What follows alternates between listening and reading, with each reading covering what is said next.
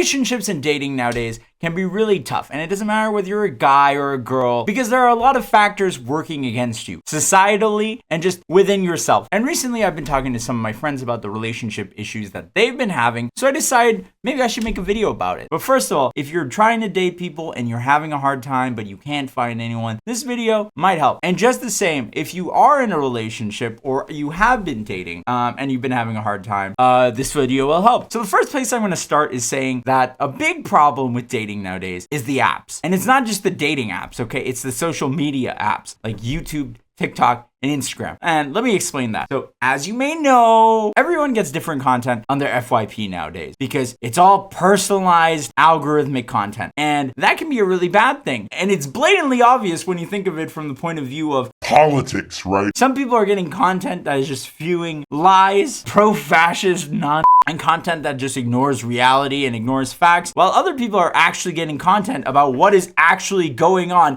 and how bad things are. And then you have other people that don't get any political content at all. So the issue this creates is, I'm sure you've heard of Andrew Tate, you've heard of the manosphere. Basically, a lot of guys get content from these really macho guys who seem like, they get a lot of ladies, that they've achieved the goals that their male viewers may be striving to achieve. And then on the other side, you have some women that are just total F men. They're just F men, F all men, they're all bad. And personally, I kind of understand that because it's coming from a defensive side. Okay, when you're a woman and existing in this society and going out with the wrong man can mean your life can end. Yeah, it makes sense with the whole bear versus man thing, and I can't blame them. But at the same time, I can say that everything needs nuance, okay? If you are only viewing things from a scope of black and white and no nuance, you're missing out on a lot and you're just getting polarized, okay? And unfortunately, on these social media platforms, nuanced content does not do well. People want a quick soundbite and they want a quick hook to be like, all men suck. Or on the other side, all women are cheaters and they're gonna lie.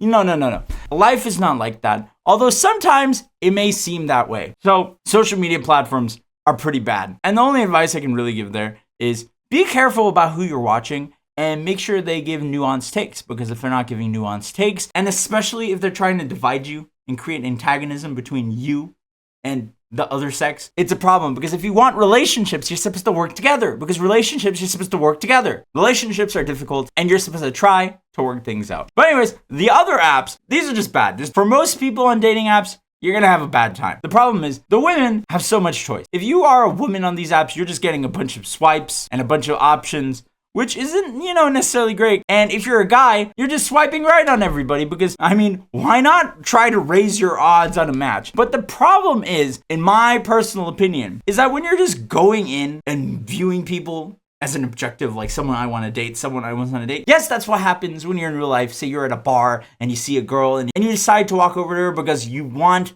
to go on a date with her. It's a little bit different though, because the stakes are gone. There are no stakes. You don't get rejected to your face. When you're in person, you have to go up, put your best face on, because if you don't put your best face on, you're going to get rejected as a guy. Or you might not get rejected even if they want to reject you, because women are going to think, if I reject this guy, he's going to react really badly. This is not going to be a video I can just ramble out. Anyways, ideally, you meet people in the real world. But I know it's hard, and that's not your fault. That's society's fault. Society has taken away third spaces and tried to isolate everybody and basically isolate people from everybody else. Personally, the only time that it was ever just really you could see a lot of people was college. Okay, college was the last time that was a thing. I go to cons, I go to Pokemon card shows, I go to a bunch of stuff, and I meet people. Not romantic people, okay? I'm in a relationship for years, and I'm very happy. But what I'm saying is, if you're past college, it's not hopeless, okay? You can go out and do things. And, bars, they're kind of stupid. Because personally for me, I'm not a person who likes to drink. So who am I going to find at a bar? A person who likes to go to a bar. And then I'm going to get stuck going to bars. No! There's other activities you can find. Karaoke nights. Some other activity in whatever niche or fandom. Sports, for people who like those. But also what I'm saying is people who want to be at home, they don't want to go out, they don't want to meet people, they want to put themselves out there. You're going to have to deal with it, okay? I understand there's social anxiety and stuff, but you're going to have to try. You're going to have to try to put yourself out there because it means doing things you don't necessarily want to do, like leaving the comfort of your home and going somewhere. And it's easier if you have friends, but I realize a lot of people nowadays are lonely and they might not really have friends they can go out with. But yeah, that is the first problem in dating. The apps. The social media apps that are influencing your brains with all these ideas that are counterproductive to actually dating and actually having relationships and actually achieving what you want. And then the dating apps, which honestly, they make money when you're subscribed. And you're only gonna be subscribed if you're searching for love, meaning while you have not found love. So dating apps aren't your friend. Your friends are your friends, because I find that is the best way